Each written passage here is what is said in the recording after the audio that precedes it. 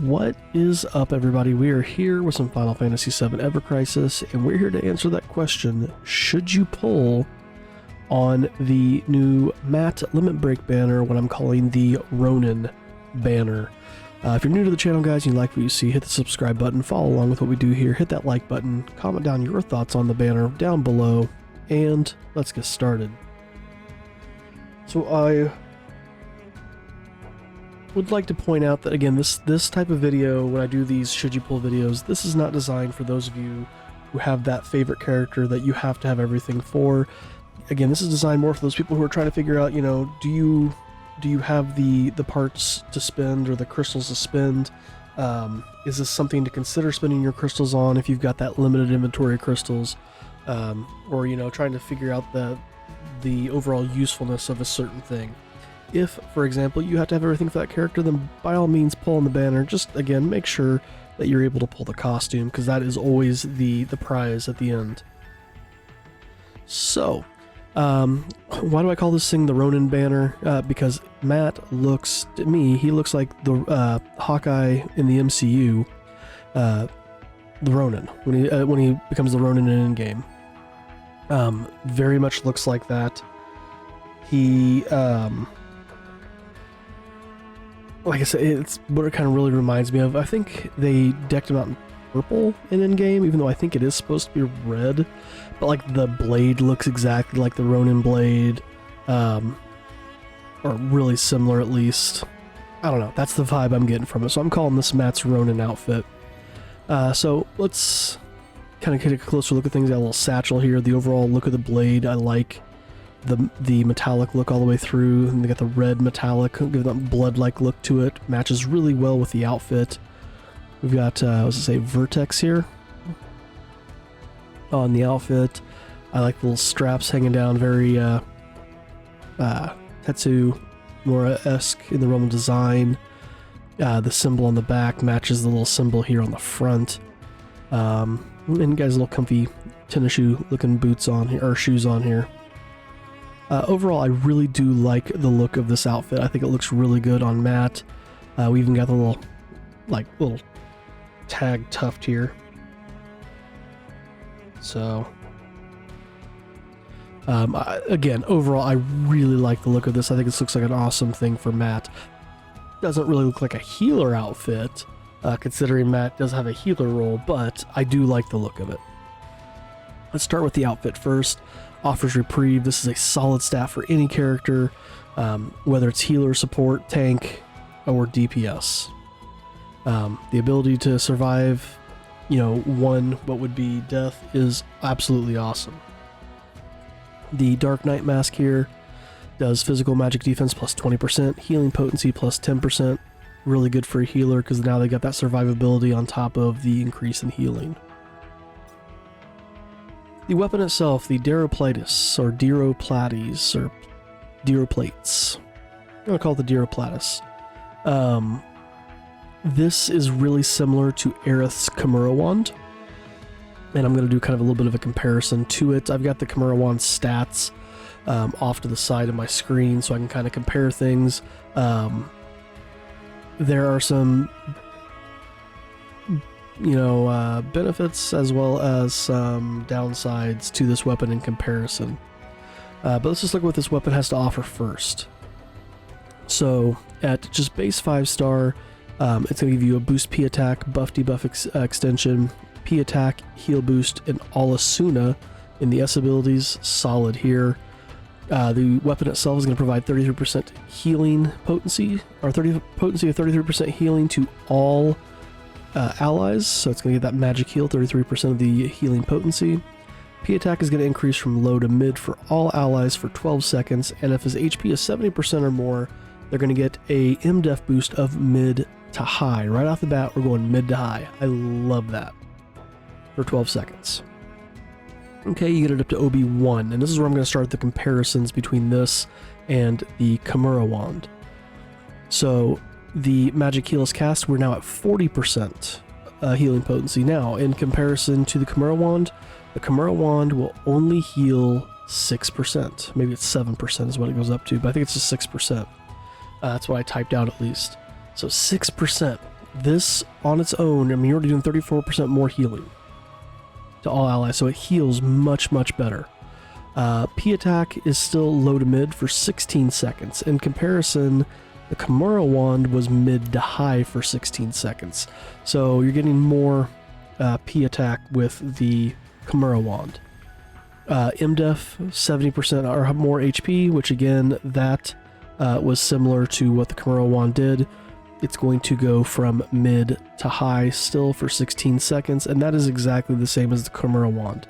So when we look at it from the OB1 perspective, you're going to get a higher P attack from the Kimura wand, but this is going to give you a really big heal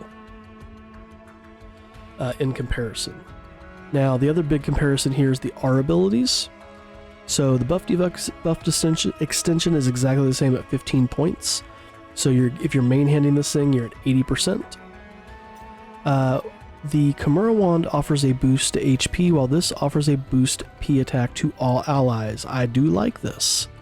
32 points, main-handing it, you're giving all allies 18% more physical attack. It's really, really good. The other big difference that happens is, so the Kimura wand does an M attack boost, a heal boost, and does an all cure. This does an all Asuna. This is already doing its own healing.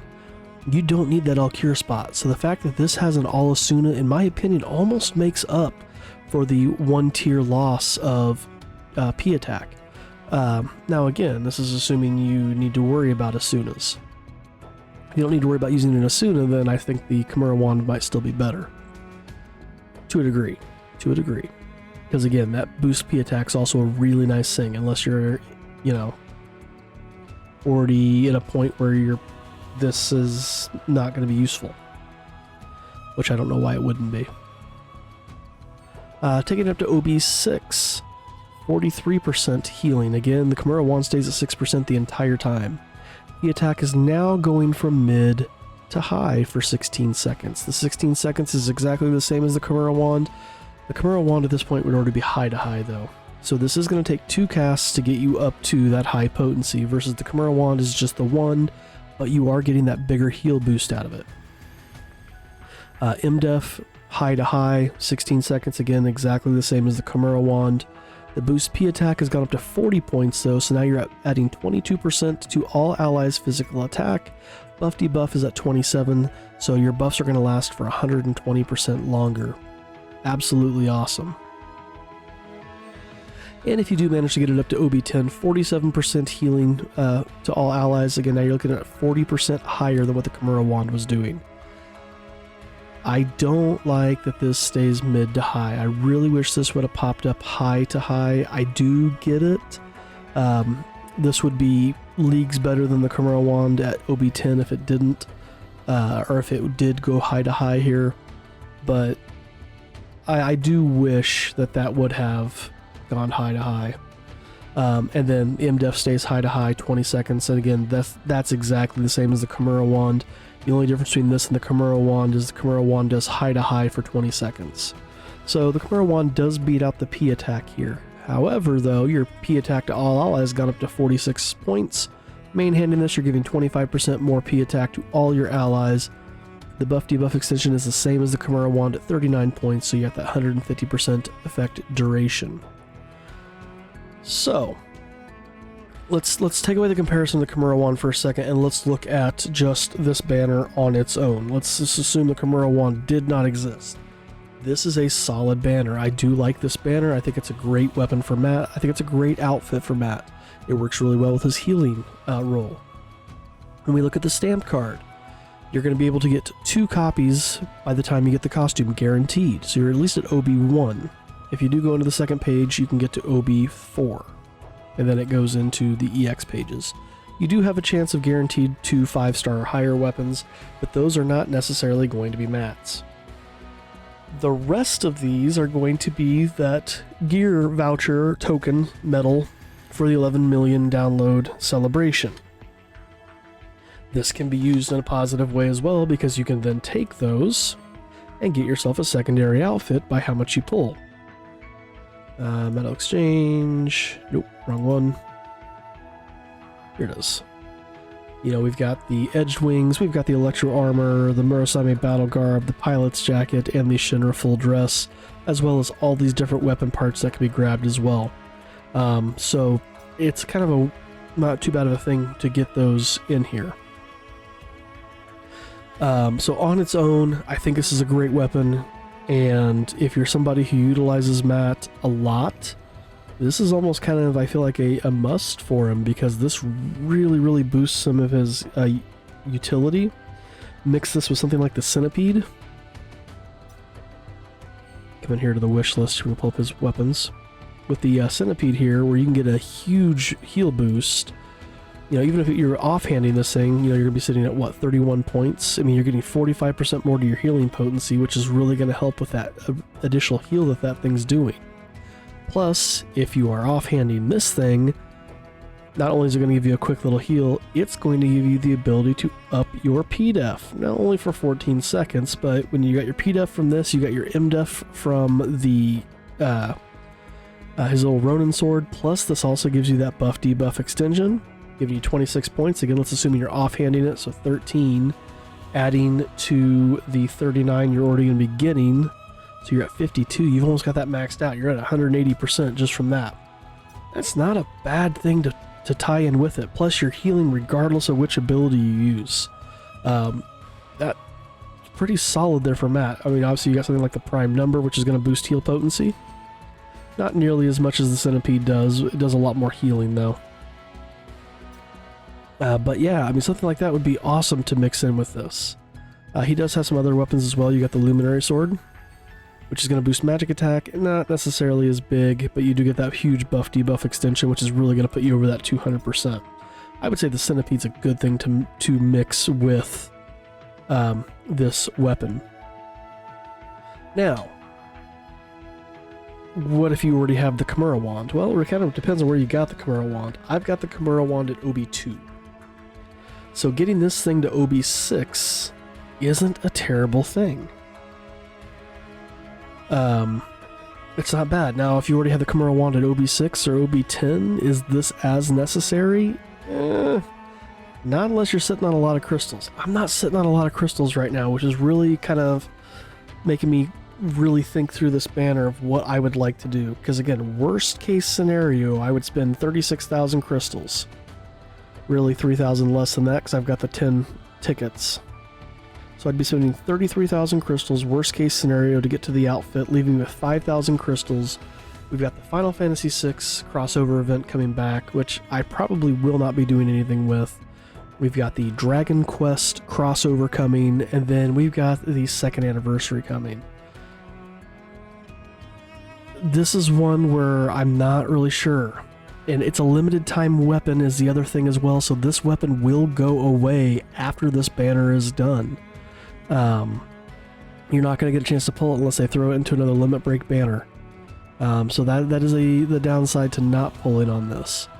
I almost just want to use my free draw and at minimum get hopefully 2 stamps to get 1 copy of it, because a lot of us probably have some Matt tokens built up. Where do I find those? In here. For Matt, I mean, I've got 353. You know, at least gets me to OB1. Which, yeah, OB1 wasn't amazing. But for a weapon that's as useful as this weapon is, it's not terrible either. You know, getting that MDEF mid to high in 2 casts, getting the boost P attack to all allies, P attack going from low to mid, I don't hate that. So this might be worth at least getting, you know, a copy of the weapon, especially if you've got some weapon parts that you can put it up to OB1. OB6 obviously is a really good spot to get this thing. You know, obviously OB10 even better. But I really don't feel like this is one that you have to really push to OB10 as quickly. And then on top of this, you do have Matt's ultimate weapon. So how does that figure into everything? Now if we go to Metal Exchange here, not Metal Exchange. What did Mako Exchange? Here we go. And we go to Matt. We look at what this thing's doing. So this thing's also boosting his heal. 20 points. So again, you think about this 60 or so, what would be 31 points from the Centipede if you're using it at an OB10. With this, you have 51 points. You're getting plus 70% to your healing potency. You're getting an ATB boost to all allies, 25 points. So every ally starting off with plus 2 ATB. You know, this offers that magic heal. It's going to offer haste when you use it. Again, up to 2 times. Going to amplify the healing abilities by 50% on its next use. This is not too bad for Matt. This actually makes Matt pretty strong. I think Aerith has a lot more versatility than Matt, but Matt becomes a very viable healer in this. So, do you pull on this? I'm gonna say, if you don't have the Kimura wand for Aerith, and you've got the crystals to get yourself to the costume, I think this is a solid banner to pull on. Especially if you can nail his ultimate weapon in the pulls, that makes this banner even better. But again, that's obviously more RNG based. Now, if you already have the Kimura wand, I'm going to say then it really depends on your crystal count. I don't think it's a bad idea to get 1 copy of this weapon. How far you take it, that's really going to be up to the crystal count. But even the outfit's not a terrible outfit. The problem with that's then going to be, how often do you use Matt? Is it worth dumping potentially 36,000 crystals to get a costume for a character you don't use? Because honestly, the only time I use Matt are when he pops up in the story, or when I had to do the battle tower where it was required to use him. That's it. So for me, I'm not sure if it's worth going all the way to the costume for a character I barely use. But again, I think it's a good weapon to at least have 1 copy of. So I'll probably be using my free draw, what I'm going to call my free draw, to hopefully pull 2 tickets and get to that. Do I feel lucky beyond that? I don't know. It really depends on what that first draw looks like. And then I make that decision from there. But that's kind of my thoughts. I think it's a solid banner. I think it's a really good banner to pull on. And I feel like it's going to make Matt much better than he already is. So we're going to call that one here, guys. Again, let me know down in the comments below your thoughts on this banner. Do you think that this is a good banner to pull on? Is this an easy skip? Again, let me know down in the comments and start that discussion. Thanks for watching, guys. We will see you in the next one.